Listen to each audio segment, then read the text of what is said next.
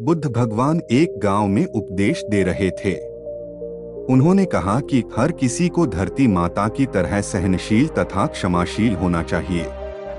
क्रोध ऐसी आग है जिसमें क्रोध करने वाला दूसरों को जलाएगा तथा खुद भी जल जाएगा। सभा में सभी शांति से बुद्ध की वाणी सुन रहे थे, लेकिन वहां स्वभाव से ही अतिक्रोधी एक ऐसा व्यक्ति भी बैठा हुआ था जिसे ये सारी बातें बेतुकी लग रही थी।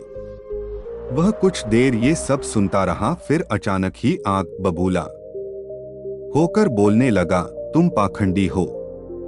बड़ी बड़ी बातें करना यही तुम्हारा काम है। तुम लोगों को भ्रमित कर रहे हो। तुम्हारी ये बातें आज के समय में कोई मायने नहीं रखती। ऐसे कई कटु वचनों सुनकर भी बुद्ध शांत रहे। अपनी बातों से ना तो वह दुखी हुए, ना ही कोई प्रतिक्रिया की।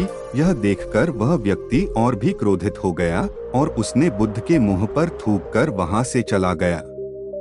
अगले दिन जब उस व्यक्ति का क्रोध शांत हुआ तो उसे अपने बुरे व्यवहार के कारण पछतावे की आग में जलने लगा और वह उन्हें ढूंढते हुए उसी स्थान पर पहुंचा। पर बुद्ध कहाँ मिलते, वह तो अपने शिष्यों के साथ पास वाले एक अन्य गांव निकल चुके थे।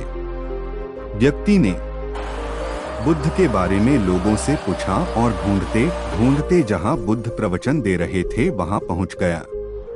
उन्हें देखते ही वह उनके चरणों में गिर पड़ा और बोला, मुझे क्षमा कीजिए प्रभु। बुद्ध ने पूछा, कौन हो भाई? तुम्हें क्या हुआ है?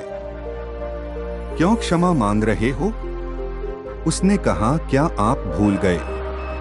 मैं वही हूं जिसने कल आपके साथ बहुत बुरा व्यवहार किया था। मैं शर्मिंदा हूं। मैं मेरे दुष्ट आचरण की क्षमा याचना करने आया हूं।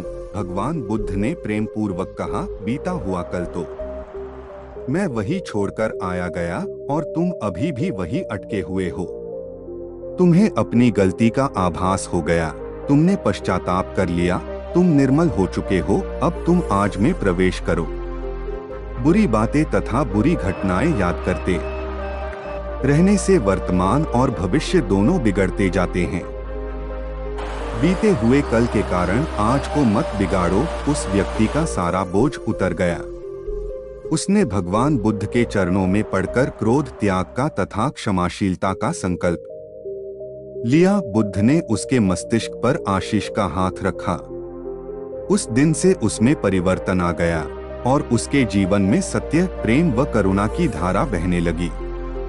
मित्रों, बहुत बार हम भूत में की गई किसी गलती के बारे में सोच कर बार बार दुखी होते और खुद को कोसते हैं।